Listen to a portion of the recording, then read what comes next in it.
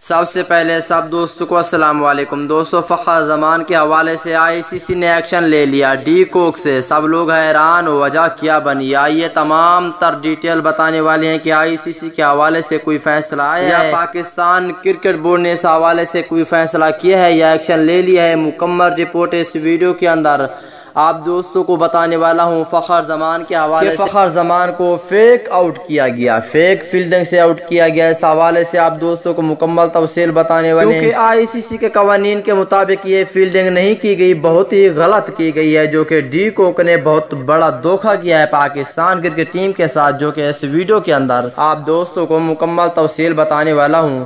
تو دوستوں، اس سے پہلے اس ویڈیو کو لائک کریں، چینل کو سبسکرائب کریں، بیل آئیکن دبا کر آل پر لازمی کلک کر دینا ہے۔ تو دوستوں، بغیر کوئی آپ کا قیمتی وقت ضائع کیے آپ کو مکمل تفصیل بتانے والے ہیں۔ دوستوں، کوئنٹن ڈی کوک کی فیک فیلڈنگ تنقید کی زد میں آ گئی، آئی سی سی سے کارروائی کا مطالبہ۔ دوستوں، جوہانسبرگ میں وکٹ کیپر بلے باز کوئنٹن ڈی کوک فیک فیلڈنگ کر کے قومی ٹیم کے اوپنر فخر زمان کو رن آؤٹ کروایا۔